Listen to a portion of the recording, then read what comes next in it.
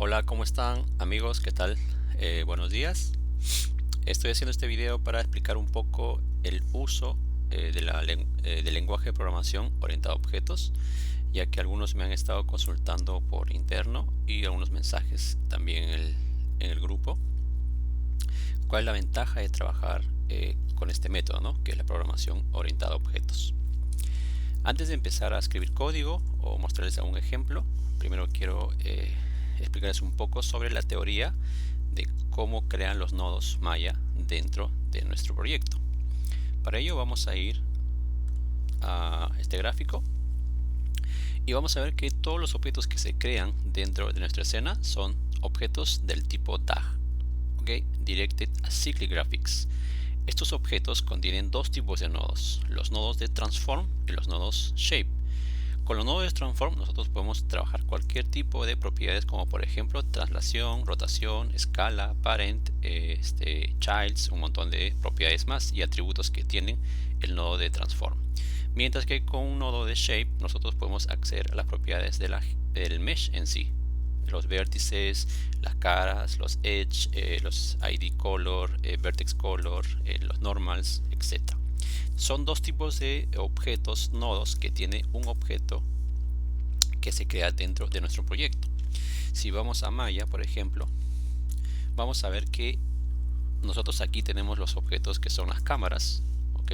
Si yo deshabilito esto que dice solo objetos DAG, vamos a encontrar muchos más objetos, que esto internamente Maya siempre lo tiene, solo que no está visible para nuestro trabajo, ¿ok? Ahora, si yo creo un objeto dentro de Maya, nos muestra únicamente el objeto que vemos, que es pcube, ¿ok?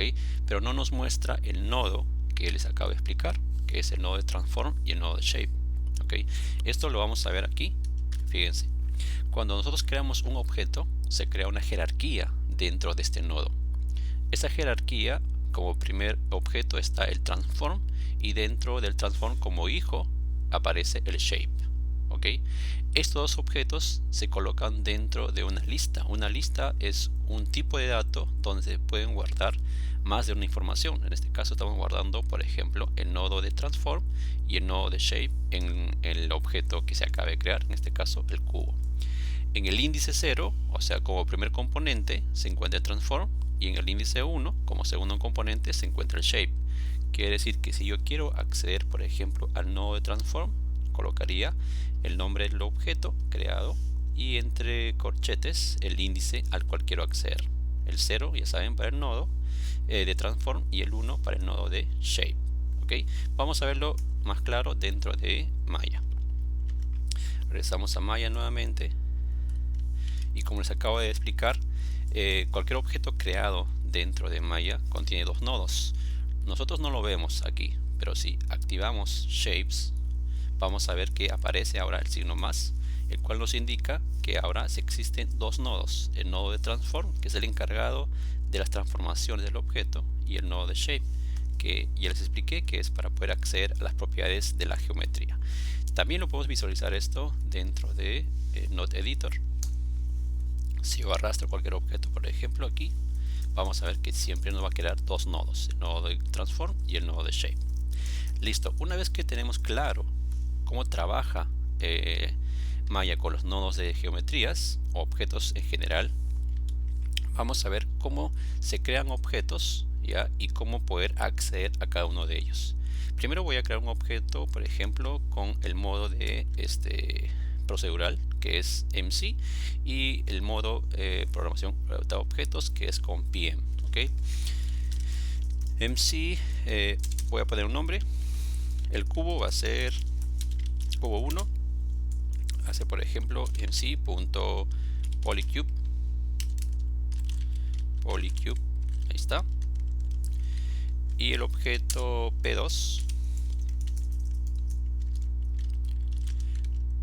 va a ser por ejemplo un pm.polycylinder, ¿ok? Polycylinder. Listo, voy a crear dos tipos de objetos. Si esto compilo, simplemente nos crean los objetos. Podemos ver el cubo y el cilindro. Hasta ahí no hay ningún tipo de diferencia entre ambos, pero vamos a ir viendo poco a poco cómo se diferencian un lenguaje de programación orientado a objetos y uno procedural. Ahora, si yo intento, por ejemplo, saber qué contiene la variable C1, que es un cubo, y qué contiene el P2, que es un cilindro, lo hacemos con un print. Por ejemplo, print C1, ok. Y aquí lo voy a colocar, por ejemplo, que esto es un MC, o sea, de la forma de haber creado el objeto. Ok. Y aquí un print de un PM. Ok. P2. Si compilo esto, vamos a ver que nos muestra lo siguiente. El primero nos acaba de mostrar un Maya Commands que se genera dos objetos, fíjense, y está dentro de una lista, lo que les acabamos de mostrar hace un momento. Cuando un objeto se construye dentro de Maya, se crea dentro de una lista. Esa lista contiene dos tipos de nodos, transform y shape. Pero ¿qué sucede cuando nosotros creamos un objeto usando MC, o sea Maya Commands? Lo que nos crea es una lista, pero no de objetos, sino de texto. Este símbolo U es de Unicode, que quiere decir que lo único que nos está devolviendo MC son cadenas de texto, o sea, solamente los nombres de objetos. Esta es la gran diferencia que existe entre programación orientada a objetos y procedural, que a diferencia, por ejemplo, el PM lo que nos muestra son instancias de un objeto, es decir, nos devuelve un nodo de transform y nos devuelve un nodo de shape, en este caso un polycylinder. Esta es la principal diferencia al momento de trabajar con cada uno de estos tipos o estos métodos de programación. Ahora vamos a ver las ventajas entonces de PM, que nos genera nodos, a diferencia de MC, que nos genera solo cadenas de texto. Por ejemplo, voy a crear un objeto cualquiera y voy a intentar darle una posición o agregarle una traslación. Ok, esto voy a quitarlo. Si nos damos cuenta ahorita, si yo intento posicionar el objeto en cualquier punto usando MC, sería MC punto, ¿no es cierto?, set attribute. Aquí está.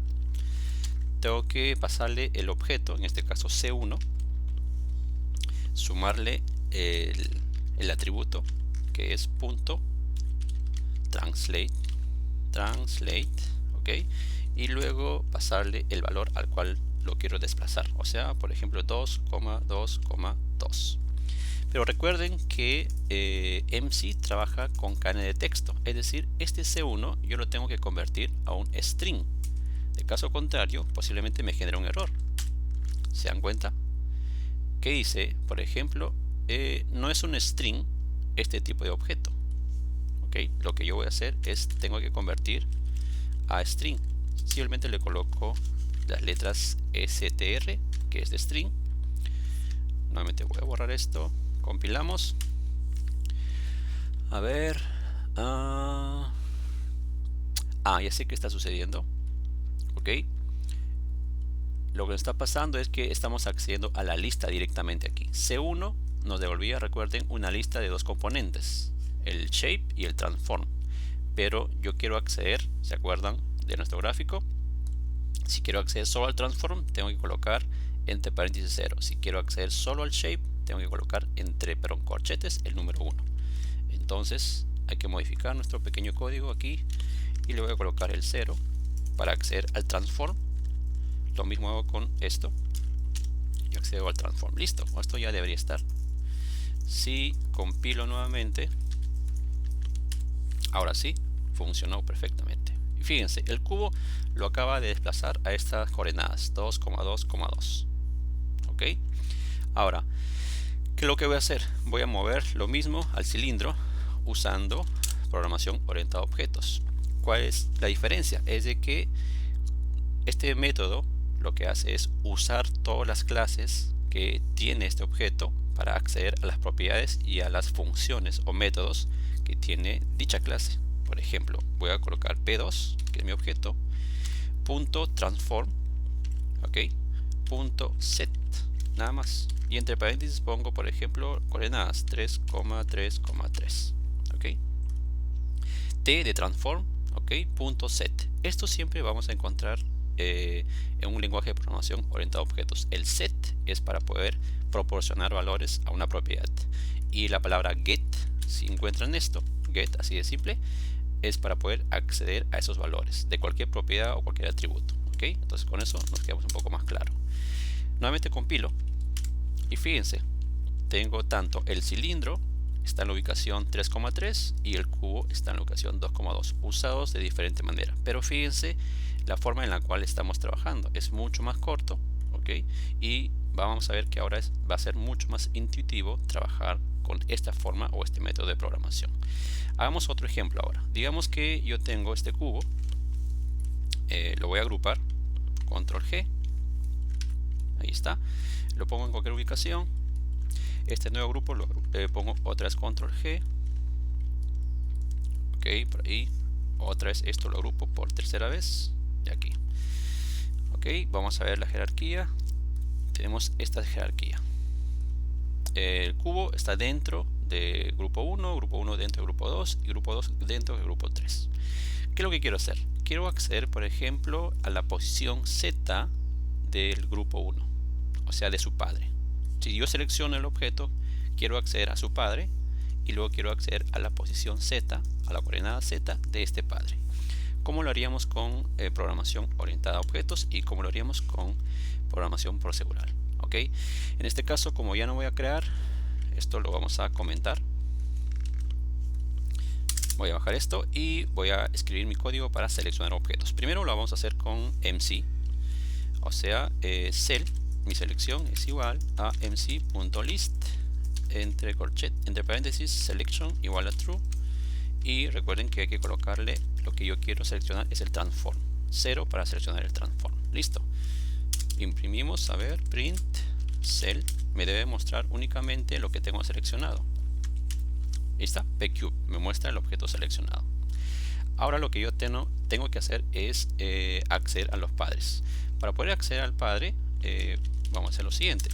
Se hace siempre con list relatives, ¿no? Los que programan en commands hacen eso. List relatives, ahí está.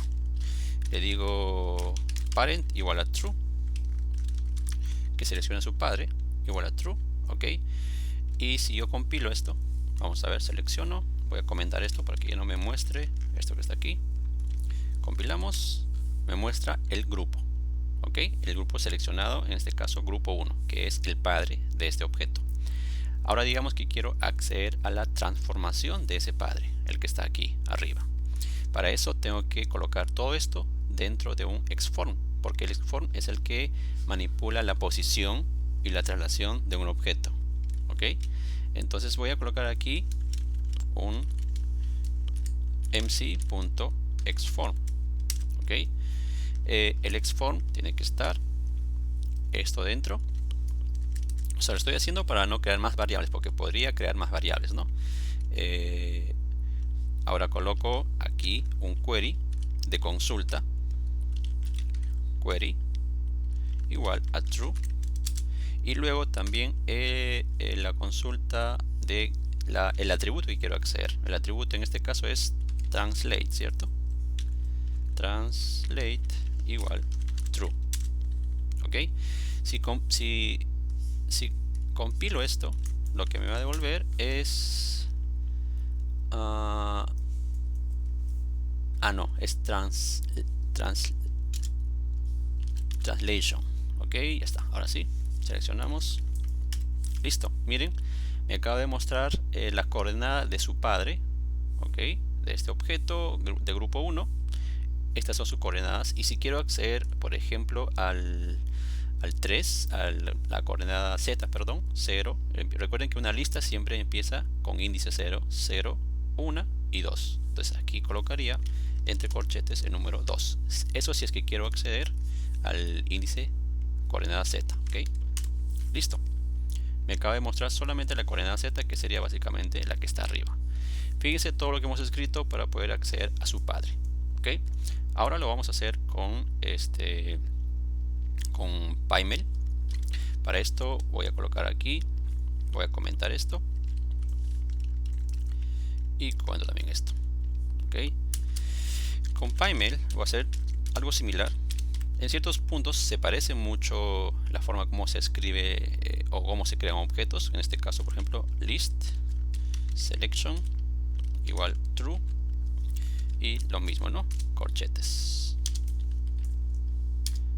Listo, el índice 0. Igual puedo imprimir para que vean lo que me devuelve es el objeto seleccionado. Selecciono y lo que me devuelve es el cubo.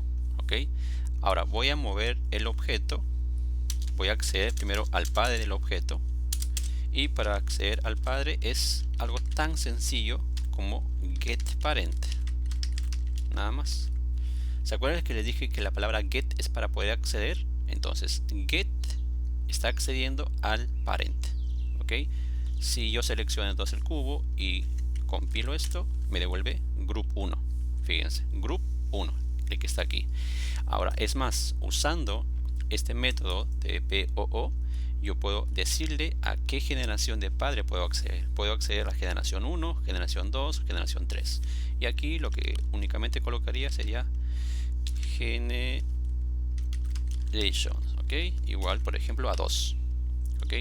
Si compilo nuevamente esto, me devuelve el grupo 2. Si compilo, por ejemplo, en 3, ¿ok? Me devuelve el grupo 3. ¿Y qué sucede si compilo con un valor que está fuera de rango? Simplemente me devuelve none, o sea, no existe un padre para este objeto a la generación 4. ¿Ok? Entonces en este caso lo vamos a dejar por defecto, que siempre es el 1, o sea, el padre del objeto, y voy a acceder ahora a la posición que tiene el padre, en este caso el grupo 1. Para esto entonces lo que voy a hacer es punto. Si ya accedí al padre, ahora tengo que acceder a su traslación, ¿cierto? Y si esto ustedes ya van entendiendo, otra vez la palabra sería get, pero en este caso como quiero acceder a la traslación sería get translation, ¿no? Translation, así. ¿Ok? Get translation. Si yo compilo esto, me devuelve la traslación del objeto. Ahí está. Y si quiero acceder al eje Z, punto Z, así de simple, compilo y ahí está la traslación del objeto en el eje Z. Fíjense la diferencia entre usar POO, que es esto, ¿ya? Es muy intuitivo, es digamos más sencillo de poder acceder a propiedades o poder conectar atributos, etcétera, que usar el lenguaje de programación procedural, que es el que usa Maya Commands.